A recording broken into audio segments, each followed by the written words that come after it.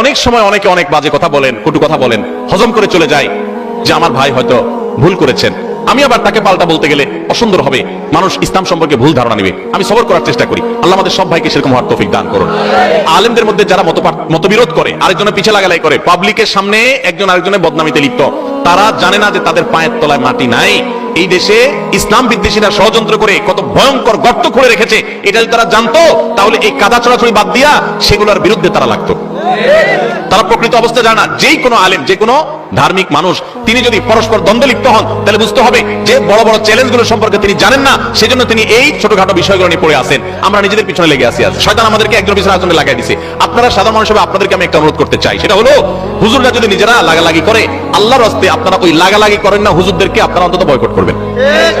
যে আমরা এই সমস্ত খোঁচাখুচি করা মানুষগুলোর সাথে নাই। এবং অনেক সাধারণ মানুষ আছে এক হুজুরের ভক্ত হইয়া আরেক হুজুরের 14 গোষ্ঠী উদ্ধার করে, আছে না নাই? ফেসবুকে জিহাদ করে দেখবেন, জিহাদ এটা হলো শয়তানের জিহাদ। যে এক হুজুরের পক্ষ হয়ে আরেক হুজুরের বিরুদ্ধে লেখা গালিগালাজ করতেছে। আপনার কে শিখাইছে? আপনার কোন হুজুর যদি আপনাকে শিখায় আরেক হুজুরের বিরুদ্ধে গালিগালাজ করো, ষড়যন্ত্র করো, তো মনে রাখবেন ওই হুজুর থেকে ইসলাম শিক্ষাই আপনার জায়েজ নেই। আপনি দিন শিখবেন সেই মানুষের কাছ থেকে যে মানুষটা অন্য মানুষকে ভালোবাসতে শিখায়। কারো ভুল হতে পারে, সুন্দরভাবে পারলে বুঝান, নাহলে চুপ থাকেন। নবী সাল্লাল্লাহু আলাইহি ওয়াসাল্লাম পরিষ্কারভাবে বলেছেন যে ব্যক্তি আল্লাহ এবং আখিরাতের প্রতি ঈমান আনে ফালিয়াকুল খায়রা আও লিয়াসমুত, সে হয় ভালো কিছু বলবে, আপনারা চুপ থাকবে, মুখ দিয়ে খারাপ কিছু বলবেন না। আমার অবাক লাগে অনেক হিন্দুদের আইডিতে অনেক আমাদের ছেলেপেলেরা, মুসলমানের ছেলেপেলেরা দেখা যায় কমেন্ট করে সেখানে তাকে গালিগালাজ করে, মালাউন, এটা সেটা নানান খারাপ কথা বলে। আমাদের সাহাবীদেরকে আপনি দেখাতে পারবেন যে তারা কোনো অমুসলিমকে গালিগালাজ করতেন? অন্য ধর্মের মানুষের প্রতি সুন্দর আচরণ করবে, সে ইসলামের সৌন্দর্য বুঝতে পারবে। আল্লাহ তাআলা আমাদেরকে হেদায়েত দান করুন। তাহলে পারস্পরিক কাদা ছোড়াছড়িতে আমরা নাই, কি বলেন? আমরা নাই, আমরা কখনো করব না। এতে যা হয় হোক, দলাদলিতে আমরা নাই। আব্দুল্লাহ জাহাঙ্গীর রহমাতুল্লাহ একটা সুন্দর কথা বলতেন, স্যার বলতেন শুনেন, আমরা হুজুররা গন্ডগোল করব, এগুলো আমাদের স্বার্থের ব্যাপার। আপনি অযথা আমাদের পিছনে আইসা আমাদের স্বার্থ উদ্ধারের আপনি উসিলা হলেন, মাধ্যম হলেন, আপনার কি লাভ হলো? আপনার আমলটা কেন বরবাদ করলেন আপনি আমার জন্য আরেকজনকে গালিগালাজ করে? এই জন্য কোন হুজুরের ভক্তি করতে গিয়া আরেক হুজুরের শত্রু হতে যাবেন, আরেক হুজুরের গালিগালাজ করতে যাবেন, এবং মুসলমানদের পরস্পর এক দল আরেক দলের গোষ্ঠী উদ্ধার করলেন, এটা উনি একপন্থী উনি আরেকপন্থী। ভাই আপনারটা আপনি প্রচার করেন, আরেকজনকে গালিগালাজ করবেন না, মনে রাখবেন তো ইনশাআল্লাহ। তাহলে ওলামাদের ঐক্য যাতে নষ্ট না হয় সেজন্য আমরাও শান্তিপূর্ণ ভাবে থাকার চেষ্টা করব এবং এই জাতীয় কাজ পরিহার করবো। আল্লাহ আমাদের তৌফিক দান করুন। যুবকরা যদি সুন্দর হয়ে যায়, গোটা দেশ সুন্দর হয়ে যাবে।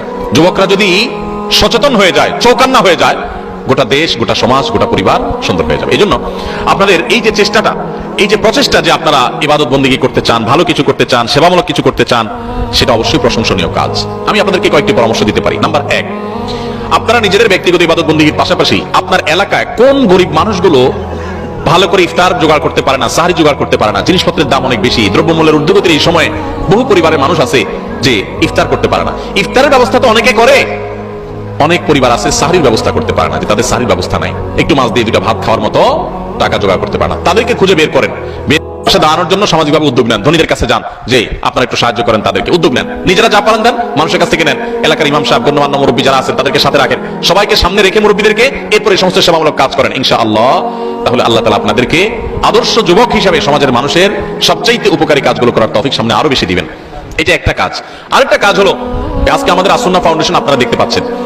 আল্লাহ তাআলা আমাকে আসুন্নাহ ফাউন্ডেশন গঠন করার আরো 1 যুগ আগে আমাকে আল্লাহ তাআলা ছোটখাটো কিছু সেবামূলক কাজ করার তৌফিক দিয়েছেন। অনেক বেশি করতে পেরেছি তা না, মানুষের কাছ থেকে চেয়ে চিনতে নিয়ে গরিব মানুষদের পাশে দাঁড়ানো, ঝড় জলোচ্ছ্বাসে, বিভিন্ন সময় বন্যায়, সাইক্লোনে, সবাই মানুষদের পাশে দাঁড়ানোর জন্য ছুটে ছুটে আমি গিয়েছি।